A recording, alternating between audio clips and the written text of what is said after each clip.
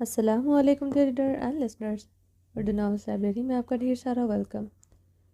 رمز عشق بائی نور آصف کے نیکسٹ ایپیسوڈ لے کر حاضر ہوئی ہوں۔ اگر آپ نے ابھی تک میرے اس چینل کو سبسکرائب نہیں کیا جلدی سے سبسکرائب کر دیں، لائک اینڈ شیئر کریں اور اپنی رائے کامنٹ باکس میں لازمی دیں۔ چلیں سٹارٹ کرتے ہیں۔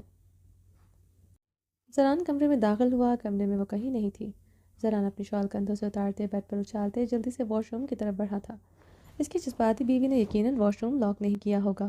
وہ اندر ہی کیا کر رہی ہوگی، وہ یہ بھی جانتا تھا۔ زران نے واش روم کے دروازے کے ہینڈل پر ہاتھ جمایا۔ دروازہ کھلتا چلا گیا تھا۔ وہ جدید سٹائلش واش روم کے روف شاور کے نیچے کھڑی کپڑے سمیت ہی بھیگ رہی تھی۔ زران تیزی سے اس کی طرف بڑھتے اس کی کمر سے تھامے اپنے قریب کر گیا تھا۔ اس دوران روف شاور سے پانی گرتا اسے بھی اچھا خاصا بھگو چکا تھا۔ پانی ٹھنڈا یخ تھا مگر وہ اس کے نیچے آرام سے کھڑی تھی۔ یہ کیا کر رہی ہو تم؟ پانی بہت ٹھنڈا ہے، اندازہ ہے تمہیں؟ زران نے غصے سے بھڑک اٹھا تھا۔ تم بھڑکتی آگ میں بھڑکتا شعلہ۔ ابھی ہمارے بدن کی ہیٹنگ سے یہ پانی بوائلنگ پوائنٹ پر آ جانا ہے مسٹر۔ ابرش زران کو دونوں ہاتھوں سے دور دھکیلتے ہوئے پھر سے شاور کے نیچے ہوتے زران کو دیکھتے ہوئے بے باکی سے آنکھ مار گئی۔ زران اسے سرد سنجیدہ نگاہوں سے دیکھتے اس کے قریب ہوتے پانی کا ٹیپ کھول گیا تھا۔ کیا دیکھ رہے ہو منسٹر؟ ہیٹڈ واش روم، فل ہیٹڈ حویلی۔ اس عالیشان گرم حویلی میں کوئی کیسے بیمار ہو کر مر سکتا ہے؟ ہاؤ سلی یو آر۔ ابرش زران کی آنکھوں میں دیکھتے سزائیہ سا ہنسی تھی۔ زران نے اپنی پچھلی گردن ایک ہاتھ سے رف کرتے واش روم کے فینسی چھت پر دیکھتے خود کے ضبط پر قابو پانے کی ناکام کوشش کی۔ اس کی رگوں میں دوڑتا خون بوائلنگ پوائنٹ پر آ چکا تھا۔ اس حویلی میں کوئی سردی کی شدت سے نہیں مر سکتا، ہاں مگر اس اونچی دیواروں والی بہت بڑی حویلی میں گھٹن سے مر سکتا ہے۔ ابرش ہنستے ہوئے آنکھیں میچ گئی تھی۔ زران اس کی طرف بڑھتے اسے شاور سے دور کرتے خود کے قریب کر گیا تھا۔ چھوڑو مسٹر خانزادہ، مجھے تمہاری ضرورت نہیں۔ ابرش اس کے حصار میں چھٹپٹاتی ہوئی دیوار میں سمائے زران کو سلگتی نگاہوں سے دیکھتے شبنمی لہجے میں بولی۔ وہ پھر سے شاور کے نیچے کھڑی تھی۔ کیا پاگل پن ہے یہ ابرش؟ اتنی سردی میں بار بار شاور لے کر مرنے کا ارادہ ہے تمہارا؟ اس ہیٹڈ حویلی میں برفیلے پانی کے نیچے کھڑا ہونا خودکشی کرنے کے مترادف ہے۔ زران خانزادہ نے اس کے اضطراف میں ہاتھ جمائے اسے شعلہ بار نگاہوں سے گھورا۔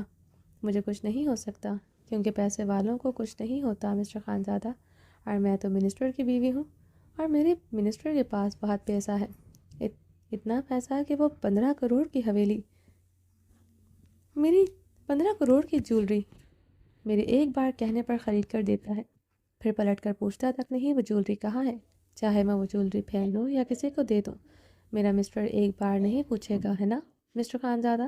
ابرش نے اپنی بھیگی سوالیہ آنکھیں زران کی آنکھوں میں گاڑی۔ زران اس کی بات پر ناسمجھی سے الجھن بھری نگاہوں سے ابرش کو آنکھوں میں دیکھ رہا تھا۔ اصل میں زران، میں نے تم سے ایک بات چھپائی تھی۔ ابرش نے زران کی شرٹ مٹھیوں میں جکڑے اس کی آنکھوں میں جھانکا۔ کیا؟ زران نے الجھن بھری نگاہوں سے دیکھتے استفسار کیا۔ میں نے وہ 15 کروڑ کی جولری آہل کو دے دی، اسے ضرورت تھی، اس نے اپنا بزنس سٹارٹ کرنا تھا، میں نہیں دینا چاہتی تھی، مگر تم جانتے ہو نا ہمارے حالات، ہمارے پاس کچھ بھی تو نہیں، بالکل کنگلی ہے ہماری فیملی، میں نے ساری جولری دے دی۔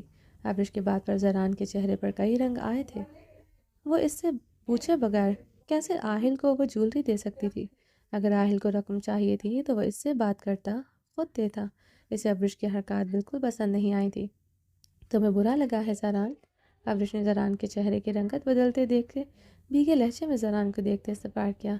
نہیں، تمہاری جولری تھی، تم نے دے دی، کوئی بات نہیں۔ زران خود پر بمشغول قابو پاتے اس کے بھیگے عارض پر ہاتھ رکھ گیا تھا۔ پتہ نہیں غارض کی گلاہٹ آنسوؤں کی وجہ سے تھی یا پھر شاور سے گرتے پانی کی وجہ سے، وہ پریشان ہوا تھا۔ زران کی بات پر ابرش کا قہقہ بلند ہوا تھا۔ وہ ہنستے ہوئے زران کی شرٹ مٹھیوں میں مزید شدت سے جکڑ گئی تھی۔ زران نے پریشانی سے دیکھا، ایسی حرکتیں وہ نشے کی حالت میں کرتی تھی، آج ایسا کیا پی لیا تھا کہ اتنی چڑھ گئی تھی؟ مسٹر خانزادہ، نشے میں نہیں ہوں میں، مگر جب سچ بولتی ہوں تو تمہیں لگتا ہے میں نشے میں ہوں۔ ابرش اسے شرٹ سے جکڑے اسے مزید قریب کر گئی تھی۔ زران کا چوڑا سینہ اس کی دھڑکنوں سے آ ٹکرایا تھا۔ مسٹر خانزادہ، تمہاری دی ہوئی 15 کروڑ کی جولری تمہاری الماری کے لاکر میں بند پڑی ہے۔ ابرش پاشا کے گھر والے سڑکوں پر بھی آ جائیں، وہ کبھی ان حویلی والوں سے ایک بوٹی کوڑی نہیں لیں گی۔ ابرش زران کی آنکھوں میں دیکھتے سرد سپاٹ لہجے میں ایک لفظ پر زور دیتے بولی۔ ابرش کی بات پر زران کی رنگت میں سرخیاں کھلی تھی۔ میں تو تمہارا بڑا دل چیک کر رہی تھی اور تم نے پروف کیا پیسوں کے معاملے میں تمہارا دل بہت بڑا ہے، بہت بڑا ہے، مگر صرف پیسوں کے معاملے میں۔ ابرش کی آنکھوں میں دیکھتے پھر سے ہنسی تھی۔ زران نے جبڑے بھیجتے ہوئے انشر شہادت سے اپنی کنپٹی مسلی۔ آج اس کی جذباتی بیوی اس پر کون سی چارج شیٹ تیار کیے بیٹھی تھی وہ انجان تھا، مگر کٹہرے میں کھڑے ہو کر یہ سب کچھ سننا ہی تھا۔ وہ اپنے ہونٹوں کو سکوڑتے سانس باہر کی طرف کاٹ کر گیا تھا۔ کیا کہنا چاہتی ہو ابرش؟ کھل کر کہو۔ زران نے بمشکل اپنا لہجہ نرم کیا تھا، مگر اپنی دانتوں کی کچکچاہٹ پر قابو نہ پا سکا تھا۔ یہی کہ کیوں مدد کی تم نے ہماری جب ہم امریکہ میں تھے؟ ہمیں کیا تمہارے پیسوں کی ضرورت تھی کیا؟ جب میں نے داجی کی دی ہوئی جائیداد واپس کر دی تھی، کیوں منتھلی وہ ڈرافٹ آہل کے اکاؤنٹ میں بھیجتے رہے؟ کیوں ترس کھایا ہم پر؟ کیوں ہمیں جھوٹا دکھانے کی کوشش کی؟ ابرش نے اس کی آنکھوں میں آنکھیں ڈالتے چٹکتے اعصابوں کے ساتھ استفار کیا۔ تمہیں کس نے کہا یہ سب؟ زران نے جواباً سنجیدگی سے دریافت کیا۔ اس حویلی میں میری اس کے لیے عزت نہیں ہے، کیونکہ میرے گھر والوں کے پاس بینک بیلنس نہ ہی میرے ساتھ اونچا اسٹیٹس ہے۔ پاشا کا اور زہلے کا نام ہی میرے ساتھ ہونا ذلت کا باعث ہے۔ اور ارب پتی کی باپ کی بیٹی ہے، عابر بہارے اس گھر کی بیٹیاں، اور تم زران خانزادہ کی بیوی ہو، اس کی عورت ہو، تمہیں کسی اسٹیٹس کی ضرورت نہیں، سمجھی تمہارے لیے میرا نام ہی کافی ہے۔ زران اس کی بات کاٹتے سے بازوں سے جکڑے اپنے قریب کر گیا تھا۔ تو پھر کیوں مجھے نیچا دکھاتے ہیں؟ اس حویلی کے لاؤنج میں ہور نے بھی تماشا لگایا۔ کسی نے اسے کٹہرے میں کھڑا نہیں کیا، مگر مجھے کیوں کٹہرے میں کھڑا کیا گیا؟ بولو، جواب دو، ابرش بھیگے لہجے میں استفار کرتے۔ اس کی آنکھوں میں آنکھیں گاڑ گئی تھی۔ کس نے کٹہرا کی؟ کس نے کھڑا کیا؟ بتاؤ مجھے۔ میں نے تو آج تک نہیں دیکھا کسی نے تمہیں کچھ کہا ہو۔ زران نے سنجیدگی سے جواباً جبڑے بھینچے سوال کیا۔ تمہیں میرا درد دکھ نظر نہیں آتا، نہ کبھی نظر آ سکتا ہے۔ تمہارے سامنے مجھے تانے مارے گئے، داجی تمہارے مورے نے کیا کچھ نہیں کہا، اور تم انجان بنے رہے ہو۔ ابرش شبنمی استزائیہ لہجے میں بولی۔ ہر ایکشن کا ری ایکشن ہوتا ہے ابرش۔ زہلے پھپھو نے جو کیا وہ کبھی اپنے عمل سے بری ذمہ نہیں ہو سکتی۔ زہلے پھپھو داجی کی بیٹی ہے، وہ کبھی کسی صورت و مقام حاصل نہیں کر سکتی جو ان کا کبھی تھا۔ خود کو داجی کی جگہ رکھ کر سوچو، تمہیں اپنی ماں اور باپ کے لیے ایک تانا برداشت نہیں ہوتا، جو کہ تانا نہیں حقیقت ہے۔ داجی نے کتنے تانے ہی سنے زہلے پھپھو کے حوالے سے، جو ان پر گزری، تم ان کا درد نہیں سمجھ سکتی۔ اب زہلے پھپھو ان کے قدموں میں بھی گر جائیں، دلوں کی کڑواہٹ اب کبھی کم نہیں ہوگی۔ جو زہر برسوں پہلے زہلے پھپھو نے داجی کے دل میں اتارا، اس کے کوئی دوا نہیں، زہر کا تریاق زہر ہی ہوتا ہے، مگر دل میں اگر ایک بار زہر اتر جائے تو اس کی تریاق کے لیے دوبارہ زہر نہیں دل میں اتارا جا سکتا۔ زہلے پھپھو نے جو بویا اسے ہر حال میں تو کاٹنا پڑے گا۔ زران کی بات پر ابرش بھیگے لہجے میں ہنسی تھی، پھر یکدم ہنستے چلی گئی تھی۔ تم تو مجھ سے بھی زیادہ سچ بولتے ہو، اور کیا بات ہے، تمہارے سچ بولنے کے لیے تمہارا تو نشے میں ہونا بھی ضروری نہیں۔ ابرش زران کی آنکھوں میں دیکھتے بولتے ہوئے اسے دونوں ہاتھوں سے دور کرتے آگے بڑھے۔ زران اسے بازوں سے جکڑے شاور کے نیچے کھڑا کرتے اس کے دونوں اطراف میں ہاتھ رکھتے اسے محسور کر گیا۔ اب شاور سے گرم پانی گرتا دونوں کی سانسیں بھاری کر رہا تھا۔ دونوں ایک دوسرے کی آنکھوں میں آنکھیں گاڑے ہوئے تھے۔ کیوں کرتی ہو ایسی باتیں؟ میں نے کبھی تمہیں کوئی تانا دیا؟ بتاؤ مجھے۔ زران نے اس کی بھیگے آرس پر ہاتھ رکھتے نرمی سے پوچھا۔ تمہارا یہی کہنا کافی ہے کہ تم نے مجھے تانا کبھی نہیں مارا، یعنی میرا پاسٹ میرے ساتھ جڑے میرے ماں باپ کا نام ہی میرے لیے تانا ہے، اور جب تمہیں موقع ملتا ہے تم مجھے تانا ضرور مارتے ہو۔ تانا ہی تو ہے جو جوتے میں لپیٹ کر نہیں مارا جاتا، مگر لگتا جوتے کی طرح ہے۔ ابرش نے اپنی بھاری ہوتی سانسوں پر قابو پاتے چٹکتے ہوئے کہا۔ زران نے اپنے گھنے نمزدہ بالوں میں انگلیاں پھیرتے گہرا سانس لیا تھا۔ روف شاور سے برستا نیم گرم پانی اور سامنے کھڑی اس کی خوبصورت بیوی کی باتیں اس کا میٹر گرم کر چکی تھی، اور اس کا شعلہ جواں بھیگتا بدن تو ایسے ہی سے بوائلڈ واٹر کی طرح 100 ڈگری سینٹی گریڈ گرم ہوتا اس کے جسم کے اندر دوڑتے خون کو بوائلنگ پوائنٹ تک پر لے آیا تھا۔ زران نے اپنے نمزدہ بالوں میں انگلیاں پھیرتے اس کے جو کہ جوالا مکھی روپ کے اس کے دہکتے گرم بدن پر گہری گرم نگاہ ڈالی۔ ویلوٹ کی فراک بھیگتے ہوئے نیچے کی طرف ڈھلکی تھی، اس کے نشیب و فراز کو عیاں کر چکی تھی۔ پانی اس کی گہرائیوں میں اترتا زران کو پاگل کر گیا تھا، مگر اس کے قریب جاتا تو جسم کے اندر بھڑکتا خون 100 degree centigrade 1000 centigrade چلا جاتا۔ وہ اپنی باتوں سے اس کے خون میں بوائلنگ پوائنٹ بڑھانے کا ہنر جانتی تھی۔ وہ اس کے قریب جائے بغیر زیادہ گرم ہو جاتا تھا، اس لیے وہ اس کے بھڑکتے روپ کو نظر انداز کرتے خود پر قابو پا گیا تھا۔ جو آج کل وہ کر رہا تھا کہاں اپنے قریب آنے دیتی تھی۔ تمہارے بچھے ہوئے وہ کروڑوں کے ڈرافٹ آہل تمہارے اکاؤنٹ میں واپس منتقل کر چکا ہے۔ نیکسٹ، میری فیملی پر ترس مت کھانا، سمجھے تو؟ ابرش شنکر شہادت کی انگلی اٹھائے ہوئے بولی تھی۔ تم نے کہا یہ آہل سے کرنے کو؟ زران نے اب صرف چہرے کے ساتھ اپنی انگلی گردن ٹپ کی تھی۔ ہاں، ابھی میری فیملی پر میرا اتنا کنٹرول ہے وہ میری ہر بات مان جائے۔ مجھے امریکہ میں ہی پتہ چل جاتا، میں تبھی تمہاری کھایا ہوا ترس تمہیں لوٹا دیتی۔ ترس نہیں کھایا تم پر کبھی، بیوی ہو میری، حق ہے میری ہر چیز پر تمہارا۔ زران اس کے قریب ہوتے اس کے گرد دیوار پر ہاتھ مارتے بھڑک اٹھا تھا۔ بیوی ہوں تو بیوی بنا کر رکھو، جیسا بیویوں کے ساتھ سلوک کرتے ہیں وہ کرو، تم جو کرتے نہیں۔ اور شوہر کے پیسے پر حق اس کی بیوی کا ہوتا ہے، اس کے گھر والوں کا نہیں۔ جب میرے گھر والوں کی مدد کرو گے مجھے وہ صرف ترس لگے گا، میری سیلف اسٹیم ہرٹ ہوگی، جو تم کافی بار کر چکے ہو۔ ابرش بھی جواباً بھڑک اٹھی تھی۔ ان پیسوں پر جہلے پھپھو کا پورا حق ہے ابرش، وہ بیٹی ہے داجی کی، قانوناً شرعاً ان کا حق ہے۔ زران نے گہرے سانس لیتے اس کی آنکھوں میں اپنی آنکھیں گاڑتے سنجیدگی سے کہا، شرعاً حق دے کر میری ماں کو داجی اپنی آخرت سدھارنا چاہتے ہیں، جو ممکن نہیں مسٹر خانزادہ۔ عاقبت ایسی نہیں سدھرتی۔ جن لوگوں کا زہر کبھی کم نہ ہوتا ہو وہ عاقبت میں اپنی سزاؤں کے زہر کے پیالے پیتے رہتے ہیں۔ ابرش زران کی آنکھوں میں دیکھتے چٹکتے ہوئے بولی تھی، تمیز کے دائرے میں رہ کر بات کرو، میرے لیے سب سے زیادہ احترام کے قابل ہے وہ۔ زران اس کے گرد ہاتھ رکھتے چیخ اٹھاتا، افسوس میرے لیے وہ احترام کے قابل نہیں ہے مسٹر خانزادہ۔ ان کی وجہ سے میں اور میری فیملی چھوٹی چھوٹی چیزوں کے لیے ترسی ہے۔ جب تک ان کا پیسہ ہمارے لیے نہیں تھا، آج بھی نہیں چاہیے، اور نہیں انہیں بولو کچھ دینا ہے تو میری ماں کو عزت دے، جو وہ کبھی نہیں دے سکتے، کیونکہ جو چیز انسان کے پاس ہو ہی نہ وہ کیسے دوسرے کو دی جا سکتی ہے۔ ابرش تلخی سے بولتے پانی کے تیز بوچھار سے بمشکل سانس لیتے زران کو دونوں ہاتھوں سے خود سے دور دھکیل گئی تھی۔ زران اسے بازو سے جکڑتے دیوار میں سما اس کے قریب ہوتے اس کے دونوں اطراف میں ہاتھ رکھتے اس کی ٹانگوں پر اپنا گھٹنا اس طرح جما گیا تھا کہ ابرش ہلنے سے قاصر ہوئی تھی۔ لفظوں میں کیوں ہیر پھیر کر رہی ہو؟ سیدھی طرح کہو کہ اس حویلی کے تمام خان بغیرت ہیں۔ واقعی میں ہم خان بغیرت ہیں، اور سب سے اوپر بغیرتی میں منسٹر زاران خانزادہ آتا ہے۔ یہی کہنے کو دل کر رہا ہے نا تمہارا؟ کہو، سن لوں گا۔ زران کے برفیلے لہجے پر اس کی سانسیں بھی سرد ہوئی تھیں، گرم پانی میں بھیگتے ہوئے اس کی سانس سرد اور برفیلی تھی۔ کہو کہ میں بغیرت ہوں، سن لوں گا میں۔ زران اس کے بیک طرف ہاتھ سختی سے مارتے حلق کے بل دھاڑا تھا۔ ابرش اس کی دھاڑ پر اور اپنے گرد اس کے زور سے ہاتھ مارنے پر بری طرح لرزی تھی۔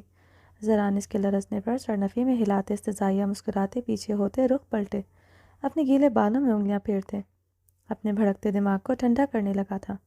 سنتے ہی تو نہیں ہو تم؟ ابرش نے بھیگی آواز پر زران نے پلٹتے ہوئے اسے دیکھا۔ ابرش اسے بھیگی شکوہ کی نگاہوں سے دیکھتے ہوئے دروازے کی طرف بڑھی۔ وہ اسے بازو سے جکڑے دیوار کے ساتھ لگا گیا تھا۔ سنوں گا تمہاری، بتاؤ مجھے، میرے اگلے پچھلے قصور تمہیں آج پھر سے کیوں یاد آ رہے ہیں؟ کیوں آج پھر مجھے اور میری فیملی کو بغیرتوں کے صف میں لا کھڑا کیا ہے؟ بتاؤ مجھے۔ زران کے پوچھنے کے انداز پر ابرش کلکلا کر زخمی سا ہنسی۔ تم نہیں سمجھ سکتے، تم میرے دل کی بات کبھی جان نہیں سکتے۔ اگر اس وقت تم جان جاؤ گے تو میں کیسا محسوس کر رہی ہوں تو تم مجھے بلڈی سک وومن کہو گے۔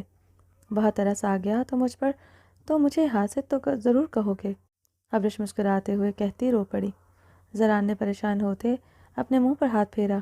وہ جانتا تھا وہ عابر اور بہاری کی پریگننسی کی وجہ سے ایسے ریئیکٹ کر رہی ہے، مگر اس کی باتیں اس کا میٹر شارٹ کر دیتی تھی۔ خود پر قابو پانا مشکل ترین امر ہوتا تھا، جیسے اس وقت ہو رہا تھا۔ ابرش ہر چیز کا ایک وقت ہوتا ہے، جب اللہ چاہے گا ہمیں بھی نواز دے گا۔ تم کیوں اتنا محسوس کر رہی ہو؟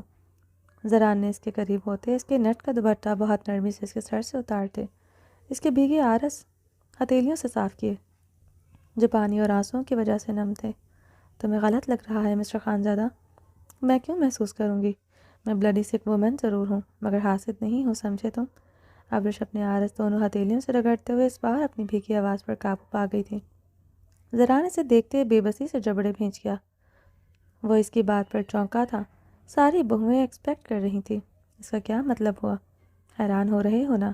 ساری بہوئیں ایکسپیکٹ کر رہی ہیں، سوائے میرے۔ تمہارے لالا نے سب کو نہیں بتایا، مگر وہ بھی باپ بننے والا ہے۔ ابرش اپنی بھیگی آواز شدت پر قابو نہ پا سکی تھی۔ کل لیڈی ڈاکٹر آئی تھی۔ میں نے اس سے جاتے ہوئے پوچھا تھا، اس نے بتایا تھا حور بھابھی بھی پریگننٹ ہے۔ ابرش اپنے سر جھکائے نیٹ کے دوپٹے سے اپنے آرس اور ناک رگڑ رہی تھی۔ شاور کا پانی اب بھی اس پر برس رہا تھا۔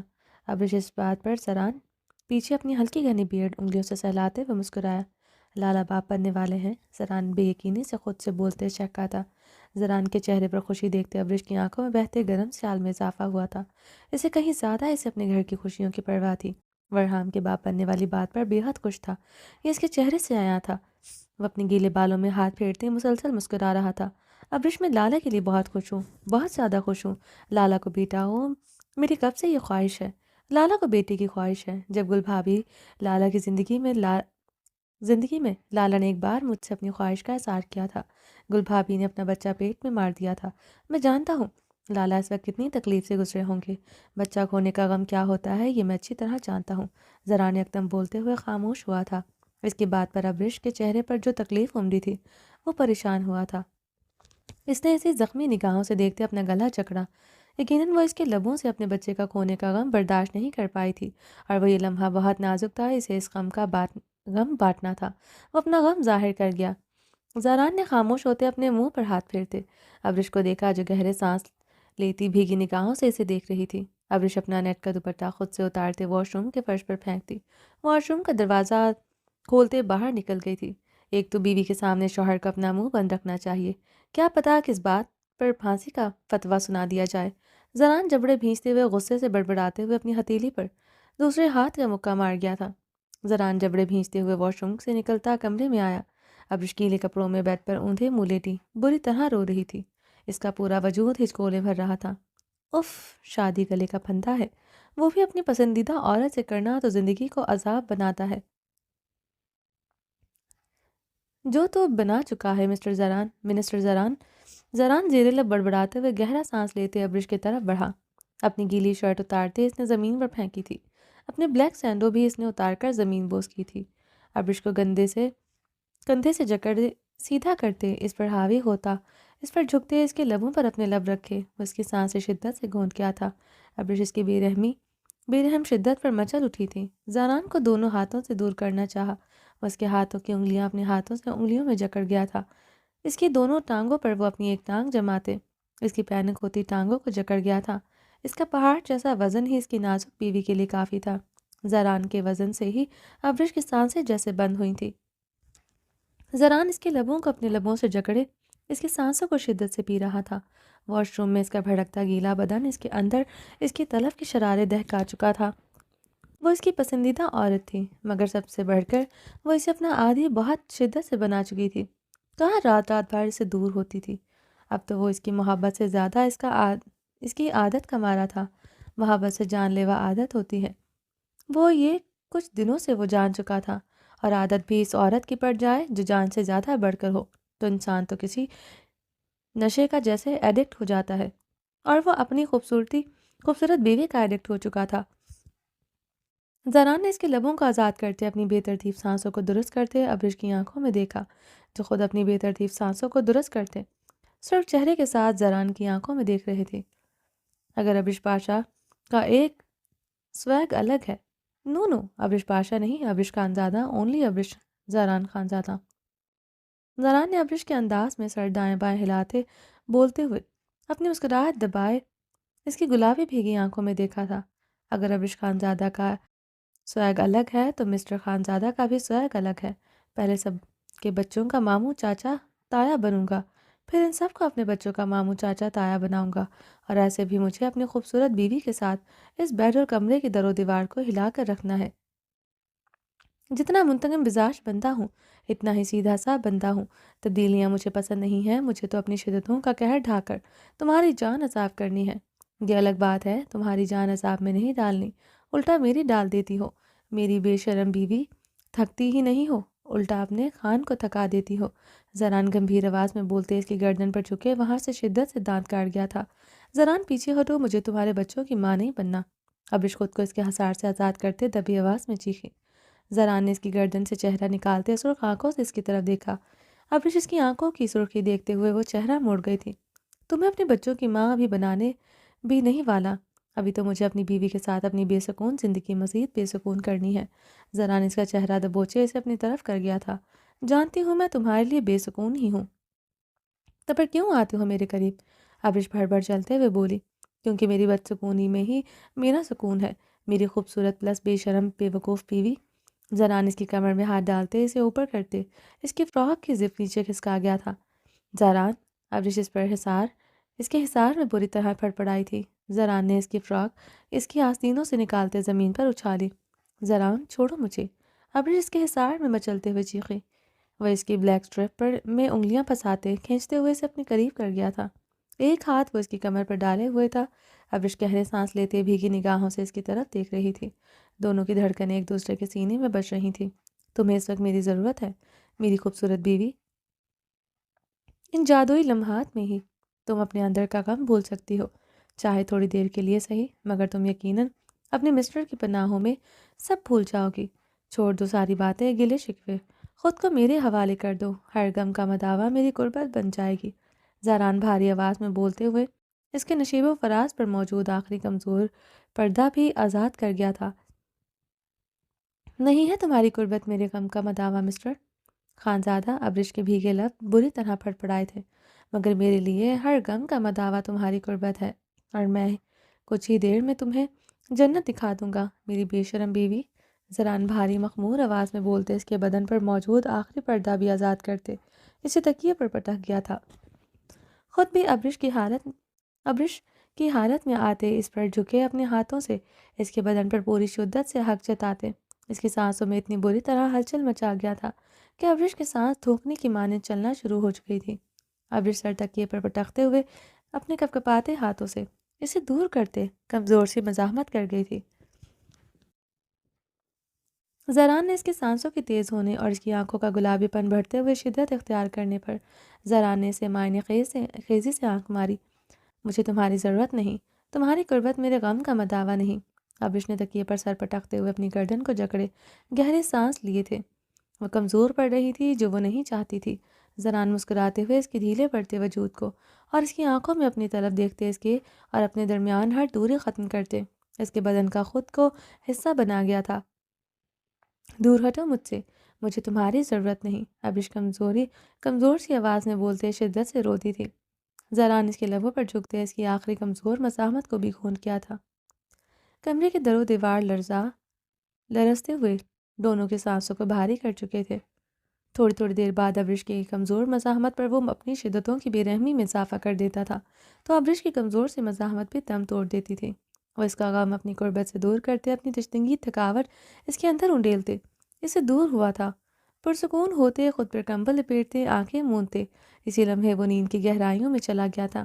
زران کی بھاری ہوتی سانسوں میں ہلکے مدھم گونجتے خراٹے ابرش پر باور کروا چکے تھے۔ وہ نیند میں چلا گیا ہے۔ ابرش نے بیٹھے ہوئے گہرے سانس لیتے اپنے بال مٹھیوں میں دبوچے ہوئے زران کو دیکھا جو اوندھے منہ لیٹے سو گیا تھا۔ ابرش کو اپنا دم مزید گھٹتا ہوا محسوس ہوا تھا۔ ابرش نے تقریباً اپنے بال نوچے تھے۔ وہ اپنے لبوں پر ہاتھ چماتے سے سک پڑی تھی۔ وہ دوسرے لمحے بیڈ سے اترتے زمین پر پڑی زران کی شرٹ پہنتے ہوئے واش روم کی طرف بڑھ گئی تھی۔ دروازے کی دھاڑ پر زران نے سوتے میں ہڑبڑاتے ہوئے اپنی سرخ آنکھیں کھول کر بیڈ پر نظریں دوڑائیں۔ خالی بیڈ اور واش روم کے بند دروازے کو دیکھتے زران نے اٹھتے ہوئے منہ پر ہاتھ پھیرا۔ تیری گناہوں کی لسٹ بہت لمبی ہے زران، اس جنم میں تو تجھے معافی نہیں ملنے والی۔ زران جبڑے بھینچتے جھنجھلاتی ہوئے ہاتھ مارتے ہوئے سائڈ لیمپ پر زمین پر گرا گیا۔ اسفندیار خان کمرے میں داخل ہوتے اپنا مفلر گلے میں اتار کر بیڈ پر اچھالتے ہوئے ٹیرس کے کھلے دروازے کی طرف بڑھا۔ اسے بغیر کسی شال کے وہاں کھڑا دیکھتے اسفندیار خان نے اپنے اشتعال پر بمشکل خود پر قابو پایا تھا۔ باہر شدید سردی تھی، ٹھنڈی برفیلی ہوائیں چل رہی تھی۔ وہ ریڈ کلر کی گرم پٹھانی فراک میں ملبوس تھی، اس کے گھنے سلکی سنہرے بال کمر پر بکھرے تھے۔ کسی گرم کپڑے کے بغیر تو تھی ہی، مگر بنا کسی چادر کے بے پردہ بھی کھڑی رہی تھی۔ خود کو تکلیف دینے کا شوق ہو رہا ہے تو شوق سے دو، مگر میری بیٹیوں کو مت دو۔ اسفند کی سرد آواز پر عابر نے اپنی بھیگی آنکھیں بے دردی سے رگڑی تھی، مگر پلٹ کر اسفندیار خان کو نہیں دیکھا تھا۔ سنا نہیں کیا کہا ہے تمہیں؟ اسفندیار خان اپنے اشتعال پر قابو پاتے ہوئے اس کی طرف بڑھتے جنگلے کے دونوں اطراف میں ہاتھ جما گیا تھا۔ عابر کی پشت اسفندیار خان کے سینے سے آن ٹکرائی تھی۔ نہیں سنا، اسفندیار خان کو صرف اپنے بچے کی فکر ہے۔ جب میری فکر کرے گا تو اسفندیار خان کی بات سن لوں گی، وہ نروٹھے انداز میں بولی تو اسفند اس کے پیٹ پر نرمی سے ہاتھ جماتے ہوئے اسے اس کی کان کی لو کو اپنے لب رکھ گیا تھا۔ عابر نے اپنے پیٹ پر بندھے اسفندیار خان کے ہاتھ ہٹانا چاہے تو اسفند نرمی سے اس کا رخ اپنی طرف پلٹ گیا۔ عابر کے سرخ گال اور سرخ ناک دیکھ کر اسفند کے چہرے پر پھر سے اشتعال کی سرخی چھائی تھی۔ سردی کی وجہ سے اس کا سرخ گلاب سا چہرہ مزید سرخ ہو گیا تھا۔ یہ کیا بچپنا ہے عابر؟ تم بغیر کسی گرم شال کوٹ کے ادھر ٹیرس پر کھڑی ہو۔ گرم کپڑے کو تو چھوڑو، تمہارے وجود پر کوئی چادر تک نہیں جو تمہارے بے پردہ وجود کو ڈھانپ سکے۔ فراک کی فٹنگ میں اس کی بدن کی گہرائیاں دیکھ کر وہ غصے سے بولا، اسفند یہاں کس کی نظر پڑ سکتی ہے؟ اسفند کو غصے میں دیکھ کر عابر روحاسی ہوئی تھی۔ نہ بھی پڑے مگر خود کو ڈھانپنے میں کتنی دیر لگتی ہے، اور اتنی سردی میں یہاں کیا کر رہی ہو؟ تم اچھی طرح جانتی ہو تمہارا خود سے لاپرواہی برتنا، مجھے بچوں والی حرکتیں کرنا میرے بچوں کو بھی تکلیف میں مبتلا کر سکتا ہے۔ اسفند پریشان ہوتے اس کے پیٹ پر نرمی سے ہاتھ رکھ گیا تھا۔ عابر اسفند کی بات پر نروٹھے انداز میں منہ پھیر گئی تھی۔ عابر، تمہارے روٹنے سے تمہاری غلطی چھوٹی نہیں ہو سکتی۔ اسفند اس کے ساتھ کھڑے جنگلے پر دونوں ہاتھ جماتے سرد آواز میں بولا۔ کون سی غلطی؟ اسفندیار خان، ایسی بھی کیا غلطی ہو گئی ہے جو آپ مجھ سے اس طرح بات کر رہے ہیں؟ عابر نے اسفند کی طرف دیکھتے جواباً استفسار کیا۔ منع کیا تھا نا کہ تم کسی کو نہیں بتاؤ گی جب تک میں مورے کو نہیں بتا دیتا، مگر تم نے بہت پہلے اپنی مورے کو بتا دیا تھا۔ میری مورے کو کتنی تکلیف پہنچی ہے جانتی ہو؟ اسفندیار خان نے بھیگے سرد لہجے میں ہیزل گرین آنکھوں میں آنکھیں گاڑی۔ اسفندیار خان، آپ کی مورے کو ہر بات سے تکلیف پہنچتی ہے، وہ بات بات پر مجھے تانے مارتی ہیں۔ وہ آپ کو نظر نہیں آتا، مگر آج آپ کو چھوٹی سی بات بری لگ گئی کیونکہ وہ آپ کی مورے کو تکلیف دے گئی ہے۔ عابر نے اس سردی میں گہرا سانس لیتے اپنے بدن کے کپکپاہٹ پر قابو پایا تھا۔ اسے سردی کی وجہ سے کانپتے دیکھتے اسفندیار خان کے بازو سے جکڑے اسے اپنے سینے سے لپٹائے اس کے گرد اپنے بازو کا حصار مضبوط کر گیا تھا۔ اسفند، عابر اس کے سینے میں سماتی اس کے سینے پر لپ رکھ گئی تھی۔ تم پر غصہ بالکل نہیں اترا میرا سفاک پٹھانی، تم نے ٹھیک نہیں کیا۔ اوپر سے اپنی غلطی ماننے کے بجائے میری مورے کے خلاف بات کر رہی ہو، جو مجھے بالکل پسند نہیں آیا۔ وہ جیسی بھی ہیں، میں جانتا ہوں، ہر چیز دیکھتا ہوں، محسوس کرتا ہوں۔ آئندہ تمہارے لبوں سے اپنی مورے کے خلاف ایک لفظ نہ سنوں۔ وہ اسے سختی سے خود میں بھینچتے اس کے کان کی لو کو دانتوں سے کھینچتے سرد لہجے میں بولا تو عابر نے بے یقینی سے اسفند سے تھوڑا دور ہوتے اس کی نیلی آنکھوں میں جھانکا تھا۔ وہ جب سے پریگننٹ ہوئی تھی اسفند اسے بہت نرمی سے بات کرتا تھا۔ میرا سرخ گلاب بیوی جتنی مرضی پیاری ہو، جان سے زیادہ پیاری ہو، مگر ماں کا مقام وہ کبھی حاصل نہیں کر سکتی تھی۔ میرے لیے میری مورے کا سب کچھ ہے۔ میں ہمیشہ چاہوں گا تم ان کی عزت مجھ سے بھی بڑھ کر کرو۔ اسفند اس کی سرخ ناک کی ٹپ پر اپنا انگوٹھا رکھ گیا تھا۔ وہ جو مجھے تانے مارتی ہیں، عابر نے اسفند کی نیلی آنکھوں میں دیکھتے سنجیدگی سے شکوہ کیا۔ مجھے بتاؤ، تمہیں تانا مارتی ہیں؟ میں کچھ کہتا ہوں یا اس بات پر انہیں سراہتا ہوں، الٹا ان سے منہ بنا لیتا ہوں۔ میں جانتا ہوں وہ مجھے تمہارے قریب برداشت نہیں کر سکتی، مگر میں پھر بھی ان کی پرواہ کیے بغیر تمہارے آگے پیچھے پھرتا ہوں۔ اب کیا چاہتی ہو تم کہ وہ تمہیں تانا مارے اور تم انہیں آگے سے جواب دو؟ اسفند نے جواباً سنجیدگی سے استفسار کیا۔ میں نے کب جواب دیا اسفند انہیں؟ اسفند کی بے حد سنجیدگی پر عابر کے لہجے میں شبنم اتری تھی۔ آج تمہاری حرکت نے انہیں بے مول کیا ہے۔ عابر، تم نے میری منع کرنے پر کیوں بتایا اپنی مورے کو؟ اسفند ابھی بھی سنجیدہ تھا۔ اسفند وہ بہت حد تک جان چکی تھی، میں ان سے چھپا نہ سکی۔ عابر نے بھیگے لہجے میں وضاحت دی۔ اسفند اس کے بھیگے لہجے پر گہرا سانس اسے خود میں نرمی سے سما گیا تھا۔ مجھے آپ سے کوئی بات نہیں کرنی، آپ اس کنڈیشن میں مجھ سے ایسے بات کریں گے مجھے یقین نہیں آ رہا۔ عابر اس کے سینے پر سر رکھتے نروٹھے انداز میں شکوہ کر گئی تھی۔ اسفند اسے بازو میں بھرتے گود میں اٹھاتے کمرے کی طرف بڑھا۔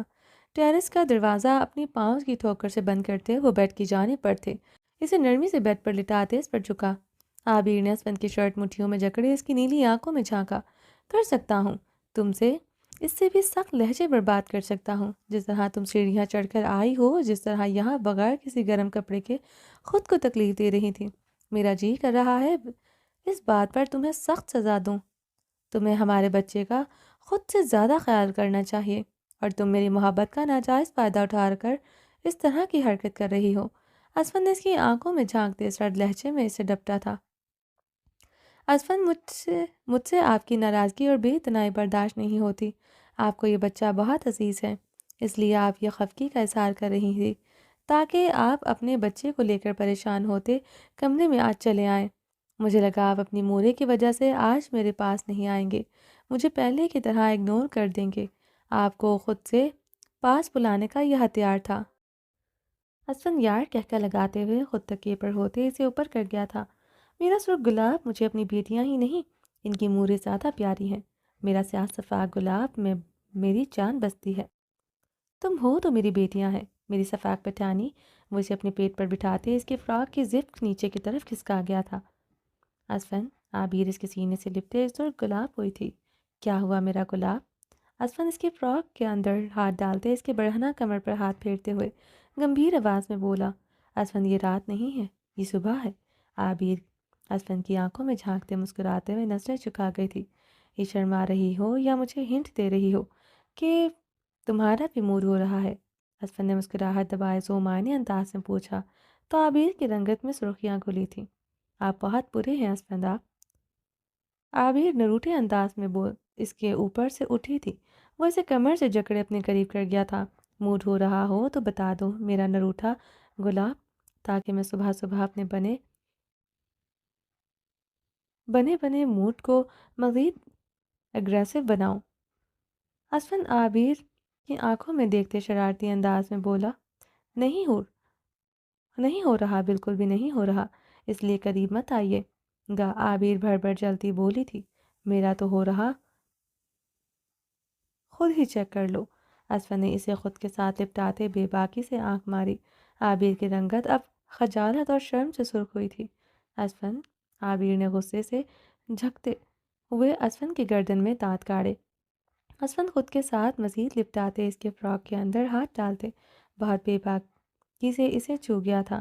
عابر نے اسی لمحے اس کی گردن سے اپنے دانت ہٹائے تھے۔ نو مائی ٹرن میرا وحشی گلاب۔ اسفند اپنی گردن پر انگوٹھا رب کرتے بولا جہاں اسے شدید جلن ہو رہی تھی۔ وہ اسے تکیے پر گرتے اس کی گردن پر جگہ جگہ دانت کاٹنے لگا تھا۔ اسفند، عابر نے نروٹھے لہجے میں پکارتے بھرپور مزاحمت کرتے اسے دونوں ہاتھوں سے دور دھکیلنے کی صحیح کی۔ اسفند اس کی گلائیاں جکڑے اس کے لبوں پر جھکے اس کی سانسوں کو پینے لگا تھا۔ تھوڑی دیر کے بعد عابر کا ڈھیلا پڑتا جسم محسوس کرتے اسفند نے اس کی گلائیاں آزاد کیں۔ عابر کا ہاتھ اب اسفند کے گھنے بالوں میں سرسرا رہا تھا اور ایک ہاتھ اسفند کے شرٹ کے بٹنوں پر تھا۔ اسفند نے اس کے لبوں کو آزاد کرتے تھوڑا سا اوپر ہوتے عابر کے دونوں ہاتھوں کو اپنی شرٹ کے بٹنوں پر رکھتے اسے ذومعنی اشارہ کیا۔ عابر سرخ پڑتے اب اس کی شرٹ کے بٹن کھول رہی تھی۔ اسفند نے شرٹ اتارتے عابر کو ایک اور بے باک اشارہ کیا تھا۔ عابر گلاب کی طرح سرخ پڑتے اسفند کی بات مان گئی تھی، مگر اس کے ہاتھ کپکپا رہے تھے۔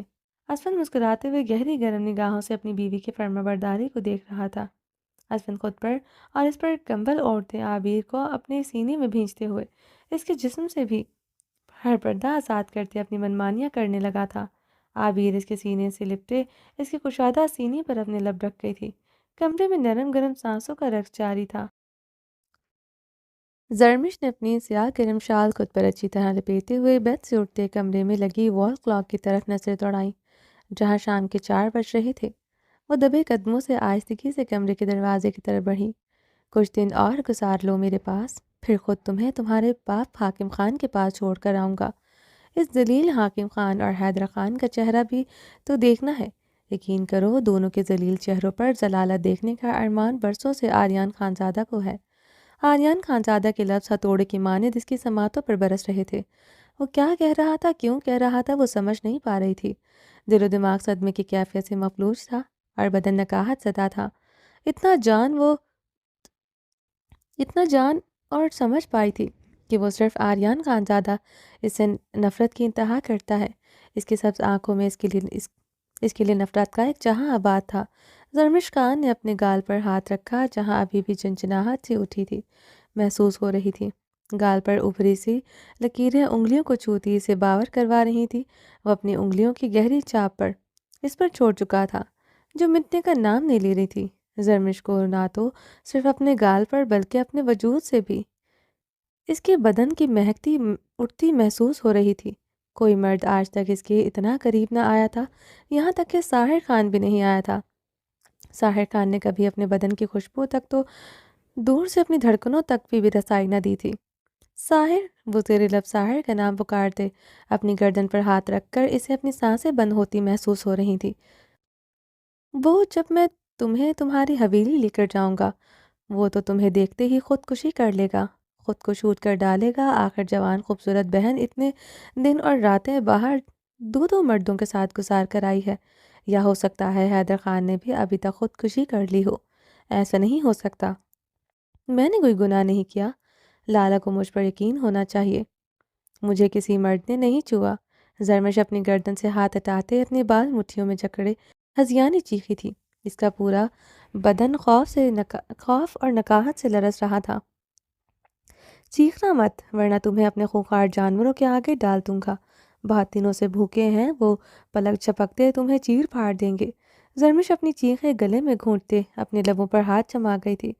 کل رات اس کا وحشیانہ روپ یاد آیا تھا، اس کی آنکھوں میں وحشی پن یاد آیا تھا۔ زرمش منہ پر ہاتھ رکھتے زمین پر بیٹھتی چلی گئی تھی۔ اس کی سانسیں اکھڑ رہی تھیں، وہ اب دل پر ہاتھ رکھے بمشکل سانس لے رہی تھی۔ اسے سانس نہیں آ رہی تھی۔ زرمش نے دل پر ہاتھ رکھ کے گہرے گہرے سانس لیتے اپنی اکھڑتی سانسوں کو بحال کرنے کی کوشش کی۔ اتنا تڑپ کیوں رہی ہو؟ تڑپنا تو مجھے چاہیے، اگر یہ تو مجھے کرنا چاہیے۔ تم جیسی لڑکی جس طرف آریان خانزادہ دیکھنا پسند نہ کرے، اسے آریان خانزادہ اپنے جسم کی گرمی دینے والا ہے۔ تمہیں چھوتے ہوئے دیکھتے ہوئے بھی مجھے خود سے نفرت ہو رہی ہے۔ زرمش اس کے بے رحم لفظ یاد کرتے اپنے کانوں پر ہاتھ رکھ چکی تھی۔ تمہارے اندر حاکم خان اور رائنا کا ناپاک خون دوڑ رہا ہے۔ زرمش اپنے کانوں پر ہاتھ رکھ کے بری طرح لرز رہی تھی۔ مجھے یہاں نہیں رہنا، مجھے لالا کے پاس جانا ہے۔ زرمش اپنی ٹوٹی بکھرتی سانسوں کو بحال کرتے ہوئے بمشکل بولتے اپنی نکاہت زدہ وجود کو گھسیٹتے ہوئے اٹھی تھی۔ زرمش اپنی شال کو اچھی طرح جکڑے کمرے سے نکلتے ہوئے باہر لاؤنج میں آئی۔ اس نے ساتھ والے کمرے کی طرف اپنی خوفزدہ نگاہیں دوڑائیں۔ وہ اس وقت حویلی میں تھا کہ وہ نہیں جانتی تھی پوری حویلی اس وقت سناٹے میں ڈوبی تھی۔ بچپن سے اسے تنہائی سے خوف آتا تھا، آج تنہائی سے زیادہ اس انسان کی وحشت اسے مار رہی تھی۔ وہ ہمیشہ اپنی محرم سے قربت کو ترستی رہی تھی۔ بچپن میں اسے اپنے لیے مورے بابا کی محبت، ان کی قربت چاہیے تھی۔ جب سمجھ آئی کہ مورے اور بابا کی محبت اس کے لیے بنی ہی نہیں، تو وہ حیدر خان کی محبت کی چاہ کرنے لگی تھی، پھر ساحر خان کی محبت کی چاہ کرنے لگی، مگر کسی بھی رشتے کی محبت اس کا مقدر نہ ٹھہری تھی۔ ساحر خان نہ رہا تھا تو حیدر خان بھی تو شاید وہ ہمیشہ کے لیے کھو چکی تھی۔ زرمش دبے قدموں سے داخلی دروازے کی طرف بڑھ رہی تھی۔ اسے ہر حال میں یہاں سے نکلنا ہی تھا۔ اس وحشی سنکی انسان کی حویلی میں وہ مزید ٹھہر نہیں سکتی تھی۔ وہ دبے قدموں سے حویلی کے لاؤنج میں سے ہوتی داخلی دروازے کی طرف بڑھی۔ اتنی بڑی حویلی اس وقت سائیں کر رہی تھی۔ زرمش نے داخلی دروازے کی طرف بڑھتے اس کے ہینڈل پر ہاتھ جمایا جو لاک تھا۔ زرمش نے پاگلوں کی طرح ہینڈل پر ہاتھ جماتے لاک کو کھولنے کی کوشش کی۔ وہ لکڑی کا بھاری منتقم دروازہ جو چھت تک جاتا تھا اور اسے لاک کر کے لگایا گیا تھا۔ زرمش ہینڈل پر ہاتھ رکھتے بری طرح رو پڑی تھی۔ کچھ ہی دن اور گزار لو میرے پاس، پھر خود تمہیں میرے پاس، تمہیں تمہارے باپ حاکم خان کے پاس چھوڑ آؤں گا۔ اس ذلیل حاکم اور حیدر خان کا چہرہ بھی تو دیکھنا ہے۔ یقین کرو دونوں کے ذلیل چہروں پر ذلالت دیکھنے کا ارمان برسوں سے آریان خان زادہ کو ہے۔ آریان خان کی بھاری آواز ان کے سماعتوں سے ٹکرائی، اس کی حواس معطل کر رہی تھی۔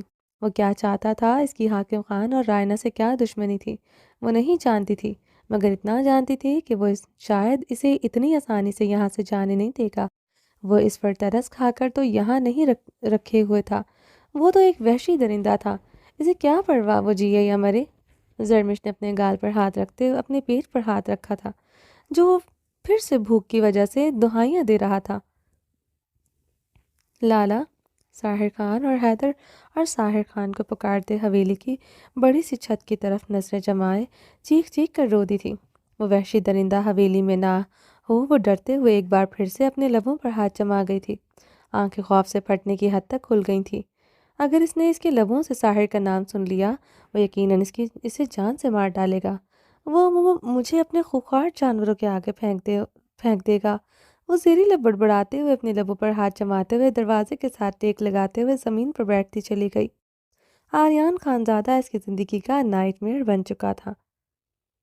وہ اسے ایسے خوف کھائے بیٹھی تھی جیسے وہ بلڈ تھرسٹی وولف ہو، جیسے بلڈ تھرسٹیسٹ بیسٹ ہو، جیسے بلڈ تھرسٹی بیسٹ۔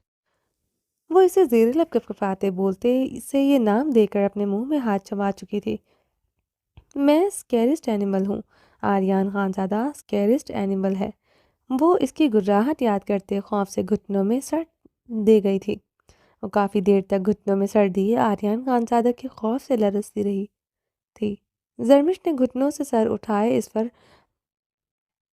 اس پر سراسر بڑی حویلی کو دیکھا۔ وہ یہاں نہیں رہ سکتی تھی، اسے اس وحشی درندے کی پناہوں سے جانا ہی تھا۔ وہ اپنی تمام تر ہمت مجتمع کرتے خود کو گھسیٹتے ہوئے اٹھی تھی۔ وہ تیز تیز قدموں سے آریان خانزادہ کے کمرے کی طرف بڑھ رہی تھی۔ اس کا رواں رواں ایک ہی دعا کر رہا تھا، وہ وحشی درندہ اس کی حویلی میں نہ ہو۔ اسے لرزتے ہاتھوں سے آریان خانزادہ اپنے کمرے کے ہینڈل پر ہاتھ رکھا، وہ دروازہ کھولتے ہوئے دھڑکتے دل کے ساتھ اندر داخل ہوئی۔ اس کا پورا وجود سینے میں تر تھا، بدن بری طرح کپکپا رہا تھا۔ کمرے کی لائٹس آف تھی، کمرے میں اس کی وحشی خوشبو پھیلی ہوئی تھی جو پوائزن کی طرح اس کی رگوں میں دوڑتے خون کو نیلا کرتے زہریلا کر رہی تھی۔ زرمش نے اس خوشبو میں گہرے سانس لیتے، دیوار پر ہاتھ مارتے ہوئے سوئچ بورڈ پر تلاش کرتے، کانپتی انگلیوں سے بٹن پریس کرتے کمرے کی لائٹس جلا گئی۔ پورا کمرہ اسی ٹائم روشنیوں میں نہلا گیا تھا۔ زرمش نے یکدم آنکھوں پر ہاتھ رکھا اور اگر اس کمرے میں ہوا اس کے ساتھ کیا سلوک کرے گا وہ، یہ سوچ کر خوف اور دہشت سے مرنے والی ہو رہی تھی۔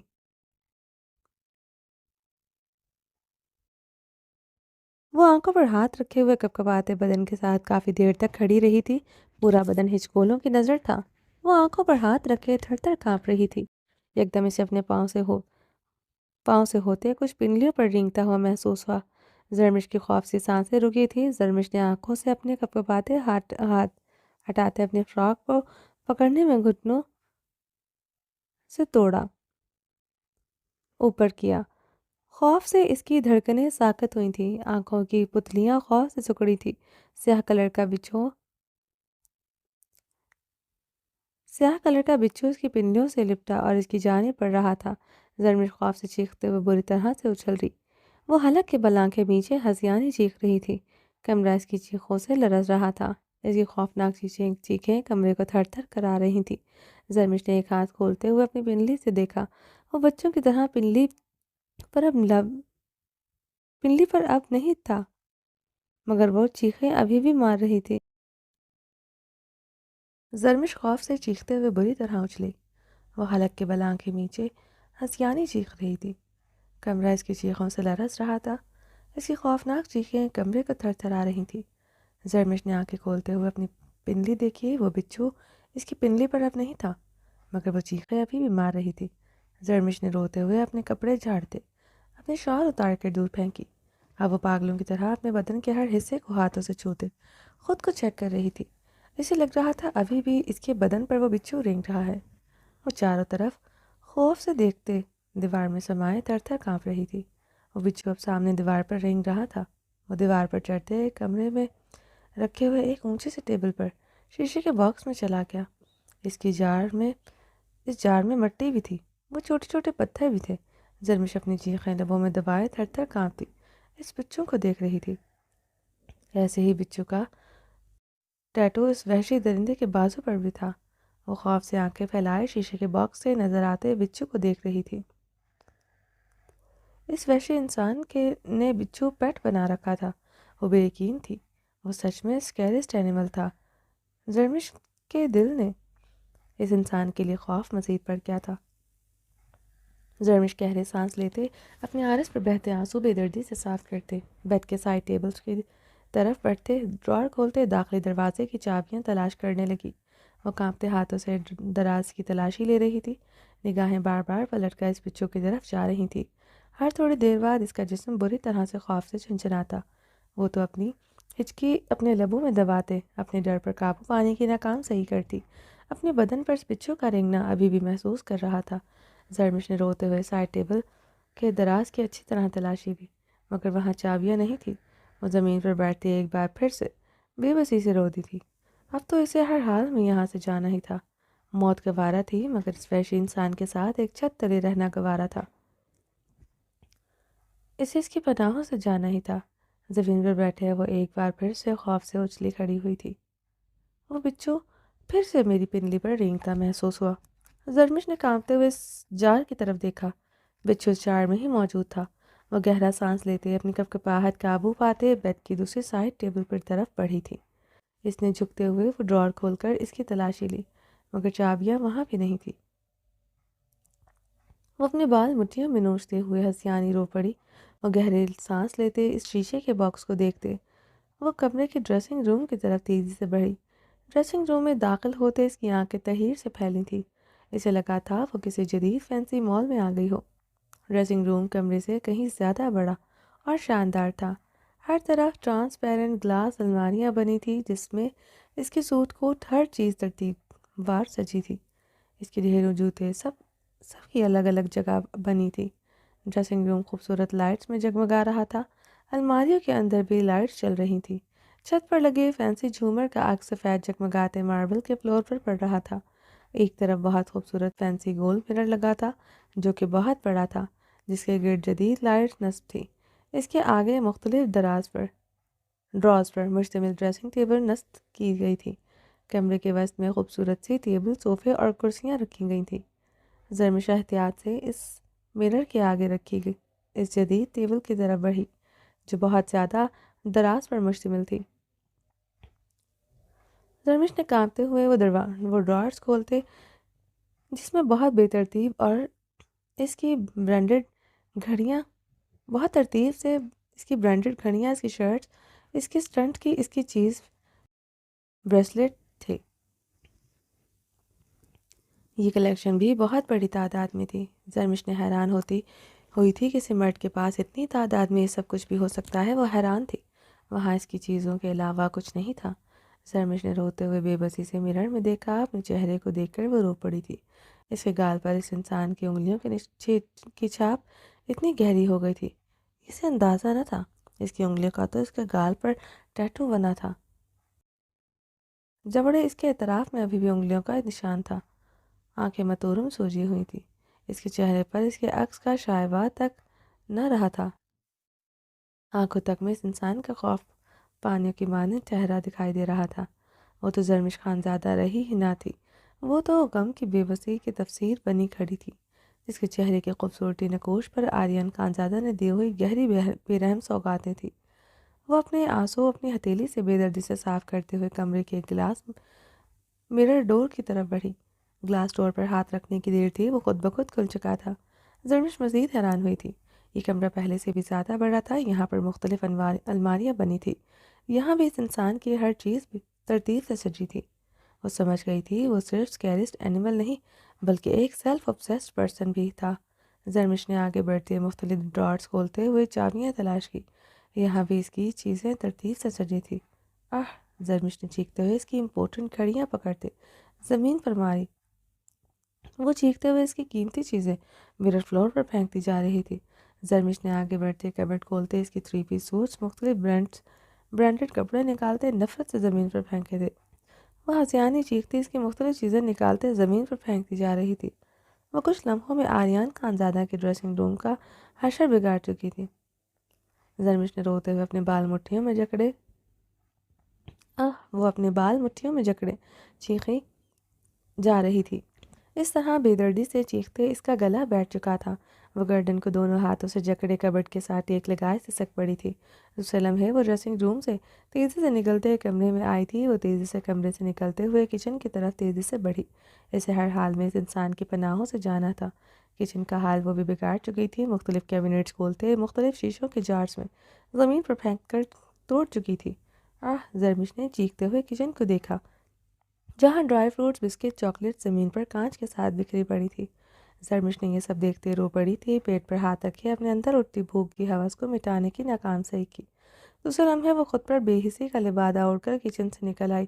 اس وحشی انسان کا اسے کچھ نہیں کھانا پینا تھا، نہ اس انسان کی اس حویلی میں سانس لینا تھا۔ وہ کچن سے نکلتے باہر آئی، اس کے قدم ٹھہرے تھے، آنکھیں بے یقین ہوئی تھی۔ لاؤنج کی ٹیبل پر چابیوں کا گچھا پڑا تھا۔ زرمش نے بے یقینی سے اس چابیوں کے گچھے کو دیکھا۔ دوسرے لمحے اس نے بھاگتے ہوئے ٹیبل کی طرف بڑھتے ہوئے وہ چابیوں کا گچھا پکڑتے ہوئے اپنی مٹھیوں میں ایسے دبوچا جیسے اسے ہفت اقلیم کی دولت مل گئی ہو۔ وہ گہرے سانس لیتے اپنے بدن کی تھرتھراہٹ پر قابو پا رہی تھی۔ زرمش بھاگتے ہوئے داخلی دروازے کی طرف تیزی سے بڑھی۔ وہ کپکپاتے ہاتھوں سے ایک ایک کرتی وہ چابیاں لاک میں لگا رہی تھی۔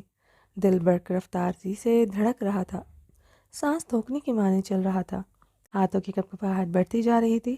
ساتھ ساتھ وہ شدت سے روتے ہوئے آرس پر بہتے ہتھیلیوں سے اپنے آنسو صاف کر رہی تھی۔ یا خدا! آخری چابی لگاتے ہوئے اس نے چھت کی طرف دیکھتے ہوئے ہسیانی چیختے ہوئے خدا کو مدد کے لیے پکارا۔ آخری چابی لاکڈ میں گھومی تو زرمش کا دل و دماغ بے یقین ہوا تھا۔ اپنی خوش قسمتی پر اسے یقین نہیں آیا تھا۔ کہاں اس کی دعائیں پوری ہوتی تھی۔ اس وقت تو سچے دل سے صرف اپنے رب سے اس لاکڈ کے کھلنے کی دعا کی تھی۔ زرمش نے ہینڈل پر ہاتھ رکھتے ہی لکڑی کا بڑا سا منتشم بھاری دروازہ اپنی پوری فورس لگا کر کھولا۔ ٹھنڈی برفیلی ہواؤں نے اس کا استقبال کیا۔ برفیلی ہواؤں نے اس کے اندر دوڑتے خون کو مجمد کر دیا تھا۔ وہ جلدی سے باہر نکلتے اپنی پوری طاقت لگا کر بھاگنے لگی۔ اس انسان کا خوف اسے ہر چیز سے بے نیاز کر چکا تھا۔ وہ نکاہت، تھکاوٹ، بیماری، سردی، ہر چیز سے بے نیاز کر چکا تھا۔ اسے اندھیرا ہوتے اس وحشت برساتی حویلی اور بلڈ تھرسٹی بیس کی پناہوں سے نکلنا تھا۔ طویل کارپورچ ختم نہیں ہو رہا تھا، بالکل اس کی زندگی کی سزاؤں کی طرح۔ اسے یقین تھا جیسے یہ کارپورچ کبھی ختم نہیں ہوگا۔ وہ اپنے آنسو صاف کرتے بھاگتی جا رہی تھی۔ یکدم وہ رکی تھی۔ اس نے رکتے ہوئے خود کو دیکھا۔ اس کے وجود پر شال نہیں تھی۔ اس ریڈ فراک میں اس کی رعنائیاں صاف ظاہر تھیں۔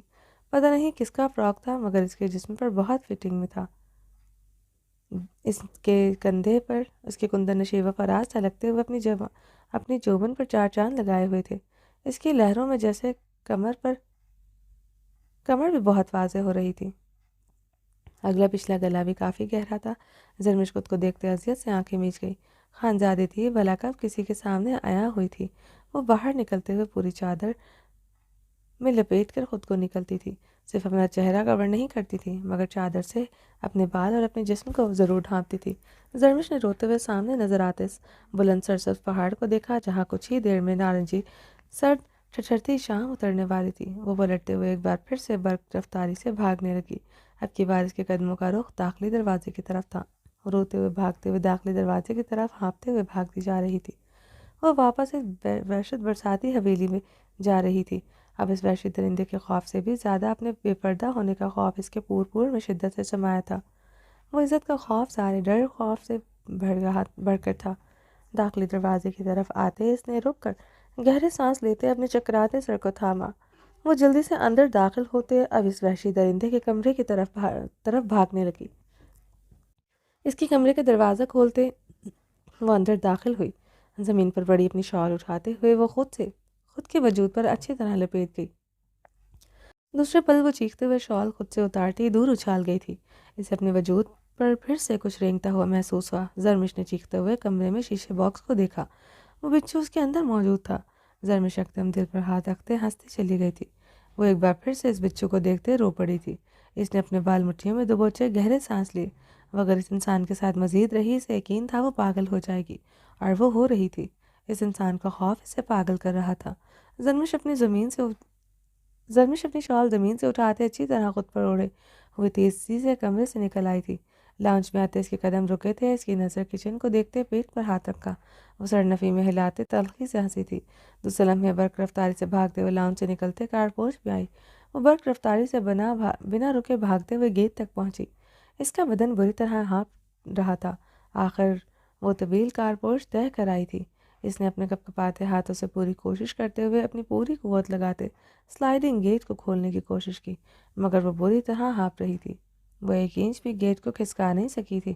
زرمش کو یاد آیا تھا اس وحشی درندے نے کل ایک ہاتھ سے بڑے آرام سے اس آہنی گیٹ کو کھول دیا تھا، مگر اب تو وہ ایسے جام تھا جیسے دیوار ہو۔ وہ تو شاید پہاڑ بھی کھسکا دے، اتنا تو وہ مضبوط اور دہشت ناک تھا۔ زرمش نے اس کی چوڑی کسرتی چٹانی بھاری بھرکم باڈی یاد کرتے خوف سے جھرجھری لی۔ وہ اپنے وزن سے سانس بند کرنا جانتا تھا۔ کل رات اس نے اس کے بھاری بھرکم وجود کے نیچے اس کی سانسیں سینے میں دبتی کتنی تیزی سے خاموش ہوئی تھی۔ اگر وہ کچھ دیر اور اسے اپنے نیچے رکھتا، یقیناً وہ سانسیں ہار جاتی۔ زرمش نے ایک دو بار اور کوشش کرتے گیٹ کھولنے کی کوشش کی، مگر وہی 2.5 کے 3 پات۔ زرمش نے گہرے سانس لیتے اس گیٹ کی لمبائی ماپی۔ وہ اس پر آسانی سے چڑھ کر دوسری طرف کو کود سکتی تھی۔ وہ پہاڑوں میں رہنے والی خانزادی تھی، شہر میں رہنے والی نرم و نازک لڑکی تھوڑی تھی۔ وہ یہ کر سکتی تھی۔ آخر ان پہاڑوں کی کوئی تو خصوصیت تھی، اس میں ہوگی، اور وہ تھی۔ اگر اس جگہ کوئی اور لڑکی ہوتی تو وہ اس بلڈ تھرسٹی بیسٹ کی دہشت سے خوف سے اگلی سانس بھی نہ لے پاتی۔ مگر اس کی سانسیں چلنا اس بات کی گواہ تھی۔ وہ پہاڑوں جیسے کہیں نہ کہیں مضبوط۔ زرمش نے آہنی گیٹ کو دیکھ کر گہرے سانس لیے۔ وہ اس کی لوہے کی گیٹ کو ہاتھ ڈالتے اوپر چڑھنے لگی۔ اس کے نازک ہاتھ اس جنگلی اور مضبوط لوہے کے گیٹ کو جگہ جگہ جکڑنے سے سرخ ہو رہے تھے۔ وہ اپنی پوری کوشش کر کے اوپر چڑھ رہی تھی۔ اس پہاڑوں جیسی مضبوط خانزادی کے لیے کچھ فٹ کا گیٹ چڑھنا بہت مشکل ہو رہا تھا، مگر موت سے خوف سے کہیں زیادہ زندہ بچ کر اس وحشی درندے کی بے رحم پناہوں میں واپس جانا اذیت ناک تھا۔ بہت مشکل سے وہ گیٹ کے اوپر چڑھنے میں کامیاب ہوئی تھی۔ اس کی شال اس کے ایک کندھے پر لہرا رہی تھی، بال کھلے ہوئے تھے۔ اس نے دوسری طرف سے زمین کا جائزہ لیا تھا تاکہ وہ کود سکے۔ یکدم وہ جم کرتے رکی تھی۔ گیٹ پر چوکیدار کھڑا تھا، جس کا منہ اس کے مخالف سمت میں تھا۔ وہ فون پر کسی سے بات میں مصروف تھا۔ زرمش نے خوف سے سانسیں روکی تھی۔ زرمش جلدی سے گیٹ سے نیچے کی طرف دوبارہ اترنے لگی۔ اس نے نیچے پہنچتے 2-3 فٹ سے چھلانگ لگائی۔ گیٹ پر چوکیدار ہونے کا مطلب تھا وہ کہیں نہیں جا سکتی تھی۔ زرمش نے اپنے چکراتے سر کو دونوں ہاتھوں سے جکڑا۔ وہ کسی صورت اندر واپس نہیں جا سکتی تھی۔ زرمش نے لان سے نظر آتے گھنے جنگل کو دیکھا جو کئی میل پر تھا۔ یقیناً اس کی طرف باہر کوئی نہ کوئی راستہ ہوگا۔ زرمش نے بنا سوچے سمجھے اب اس جنگل کی طرف دوڑ لگا دی۔ وہ بنا رکے برق رفتاری سے بھاگ رہی تھی۔ اب اسے رکنا نہیں تھا۔ اسے یقین تھا وہ ادھر سے نکل جائے گی۔ ابھی اندھیرا نہیں ہوا تھا، وہ آسانی سے یہاں سے نکل سکتی تھی۔ زرمش پوری رفتار سے بھاگ رہی تھی۔ حویلی کے اندر اتنا بڑا جنگل ہوگا، وہ بے یقین تھی، مگر یہ جنگل سچ میں میلوں پر پھیلا تھا، جہاں کے پہاڑ واضح طور پر نظر آ رہے تھے، اور وہ بہتے دریا کی آواز بھی آ رہی تھی۔ وہ بنا رکے زندہ رہنے کے خوف سے بھاگ رہی تھی، مرنا اب گوارا نہ تھا۔ اس انسان کے پناہوں میں واپس جانا گوارا نہ تھا۔ یکدم اس کے قدم خوف سے رکے تھے۔ اسے اپنے پیچھے خون اشام بھیڑیے کی آواز سنائی تھی۔ اس نے خوف سے پیچھے مڑ کر دیکھا، وہاں واقعی ایک براؤن اور سفید کلر کا بھیڑیا۔ زرمش کی سانس اوپر کی اوپر اور نیچے کی نیچے ہوئی تھی۔ وہ اسے اپنی سیاہ چلتی آنکھوں سے دیکھتے، زبان اور دانت باہر نکالے ہوئے تھا۔ زرمش کا پورا بدن شدید خوف کے زیر اثر لرز کے زلزلے کی مانند لرز رہا تھا۔ سانس سینے میں دبتی خاموش ہوئی تھی۔ زرمش نے بہت احتیاط سے اپنے قدم پیچھے کی طرف کیے۔ وہ پہاڑوں میں رہنے والی یہاں رہنے والی تھی۔ یہاں کے بھیڑیے ہوتے ہیں وہی جانتی تھی ان کا مقابلہ کیسے کیا جاتا ہے، تھوڑا بہت سن بھی رکھا تھا۔ سامنے کھڑا جانور جتنا خطرناک تھا اتنا ہی ہوشیار تھا، وہ پلک چپکتے سے چیر پھاڑ سکتا تھا۔ خوف سے زرمش کے پورا وجود پسینے سے نہلا چکا تھا۔ بلڈ تھرسٹی بیر سے جان اگر چھوٹی تو وہ بلڈ تھرسٹی وولف میں آ کر اس کی جان اٹک گئی تھی۔ دونوں میں سے کون زیادہ خطرناک تھا وہ سمجھ نہیں پا رہی تھی، مگر خوف سے اس کا رواں رواں لرز رہا تھا۔ وہ اتنی دردناک موت نہیں مرنا چاہتی تھی۔ وہ جانتی تھی جب تک وہ اسے دیکھتی رہے گی وہ بھی ایسے کھڑا دیکھتا رہے گا، اس کی حرکت کرنے پر وہ حملہ کر دے گا۔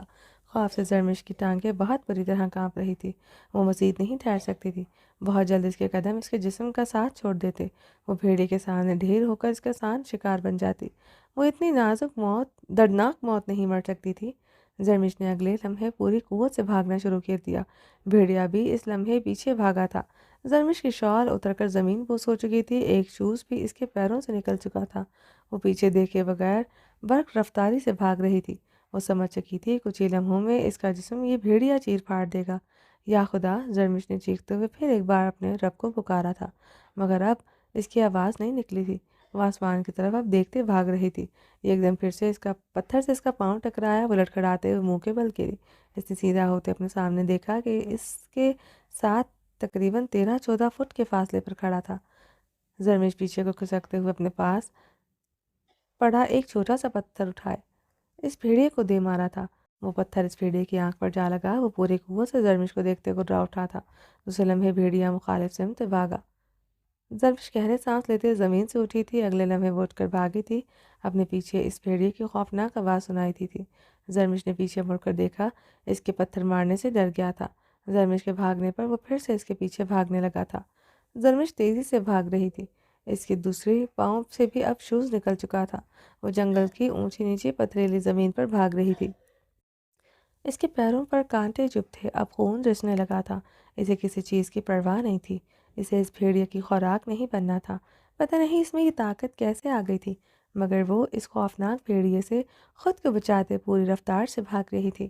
سامنے بہتا دریا سے نظر آیا، جو کل رات طوفانی بارش کی وجہ سے ابل رہا تھا۔ اب وہ بہتے طغیانی آتے دریا کی طرف بھاگنے لگی تھی۔ وہ جانتی تھی وہ اس دریا میں کود کر اپنی جان نہیں بچا سکتی، مگر وہ کیا کرے اسے سمجھ نہیں آ رہی تھی۔ مگر اس ابلتے دریا میں وہ ڈوب کر مرنا چاہتی تھی۔ اس بھیڑی کی خوراک بننے سے پہلے اسے اس دریا میں ڈوب کر مرنا تھا۔ اس نے بہتے دریا کی طرف قریب پہنچتے ہوئے ایک بار پیچھے مڑ کر دیکھا تھا۔ وہ بھیڑیا اس کی 4 سے 5 فٹ کے فاصلے پر تھا۔ اسے پہلے خطرناک بہتے دریا میں وہ کود کر اپنی جان دیتی، کوئی اسے کمر سے جکڑے اپنے مضبوط حصار میں لے چکا تھا۔ وہ چیختے ہوئے اس انسان کے پتھر جیسے سینے سے ٹکراتے اس کی باہوں میں سما گئی تھی۔ وہ اپنے سینے سے لگائے دریا کے کئی قدم دور ہوتے دوسری طرف ہوا تھا۔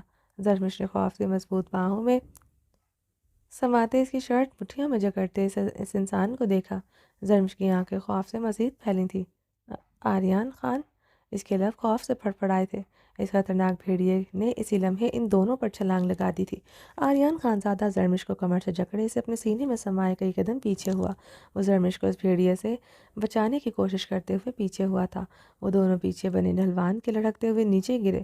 آریان خانزادہ زرمش کو اپنی مضبوط باہوں میں سمائے ہوئے اسے اپنے سینے پر اس طرح سے کر گیا تھا کہ اس کا بدن ان خطرناک پتھروں سے رگڑا نہ کھا جائے، مگر وہ اوپر نیچے ہوتے لڑکتے ہوئے زرمش کی نازک وجود چھل گیا تھا۔ اس کے سر کے نیچے اپنا آہنی ہاتھ رکھے ہوئے تھا، دوسرے ہاتھ سے اس کی کمر کو جکڑے ہوئے تھا۔